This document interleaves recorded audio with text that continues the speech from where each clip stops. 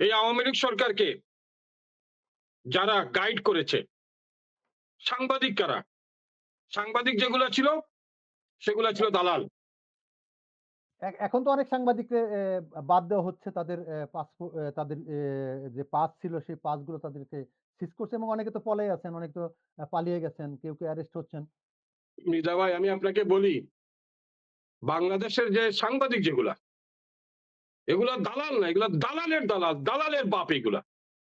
আমি গতকালকে আমি অবাক হইছি, শফিক রেহমান সাহেবের মতো লোক শাহ কি আলমের সাথে করে ছবি বসুন্ধরার মালিকের মুখে কেক দেয়?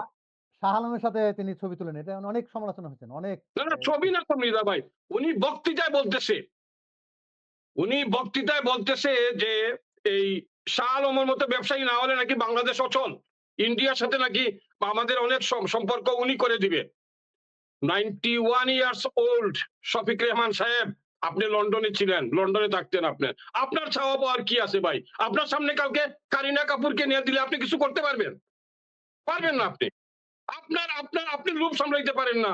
আপনি শাহ আলমের কেক খাওয়াইয়া দেন। আপনি সাংবাদিক নামের কলঙ্ক। আমি বাংলাদেশে যাদেরকে আইডল হিসাবে মানতাম তাদের মধ্যে শফিক রেহমান সাহেব একজন। কিন্তু গতকালকের ঘটনার পরে আমার কাছে যেটি মনে হয়েছে যে আমি কাকে শ্রদ্ধা করবো, আপনি আমাকে লোক দেন যে আমি এই লোকটাকে আমি শ্রদ্ধা করব, এই লোকটাকে আমি ভালোবাসবো। আছে বাংলাদেশে উনি। শ্রদ্ধার জায়গাটা আমাদের ছোট হয়ে আসছে আসলে। শ্রদ্ধার জায়গাটা আমাদের খুবই ছোট হয়ে গেছে। ছোট না তো, মাইনাস।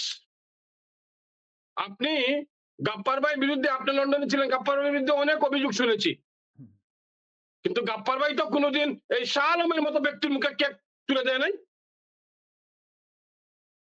আপনি যারা শাহ আলমের এই তো শুধু ভূমিদস্যু না, অনেক অনেক অভিযোগ, অনেক মানুষ মেরে ফেলারও অনেক আমরা শুনেছি যে তিনি অনেক মানুষকে জমি উনি জোর করে দখল করছেন। উনি শাহ আলমের ছেলে আনবির মুনিয়াকে হত্যা করলো এবং এই শাহ আলম ভূমিদস্যু। আমরা যারা শেখ হাসিনা সরকারের বিরুদ্ধে প্রতিবাদ করেছি তার বাংলাদেশ প্রতিদিন লেলাইয়া দিল। এই যে 5 আগস্টের যে আপনার কি এর আগে উনি কি বক্তৃতা দিছে, বলছে জীবনে মরণে সে শেখ হাসিনাকে সমর্থন করবে। তো এই লোককে গিয়ে আপনি কেক খাওয়ান, আপনার লজ্জা শরম নাই? আপনার কত টাকার দরকার ভাই? আপনি তো শুনেন মৃধা ভাই, এক সময় 7-8 প্লেট ভাত খাইতাম, বুঝছেন? এখন স্যান্ডউইচ একটা খাইতে পারি না পুরাটা। মানে আস্তে আস্তে বয়সটা রুচি, বয়স সবকিছু আস্তে আস্তে কমে যায় মানুষের। বয়সটা তো একটা ফ্যাক্টর।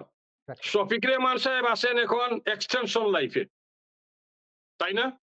আমি সবাই এক্সটেনশন লাইফে। আমি জানি না আপনার বয়স হয়তো কম, আমার বয়স 58। তো 58 ইয়ার্স, এই 50 মানে 58 বছরের বয়সে আমার 60 চুইচুই করতেছে। তো আমার কি এখন, আমার তো পা একটা কবরে, উনার তো সবগুলা কবরে, পাটা না সব কবরে উনার। উনি গিয়া আপনার শাহ আলমকে গিয়া আপনার কি দেয়? মানে দালালির একটা সীমা থাকা দরকার। আপনি সাংবাদিক সমাজকে ছোট করেছেন শফিক রহমান সাহেব, আপনি আমাদের শ্রদ্ধাকে কেড়ে নিয়েছেন। আপনি দেখিয়ে দিয়ে যান যে কাদের আমরা শ্রদ্ধা করব। অনেক ধন্যবাদ।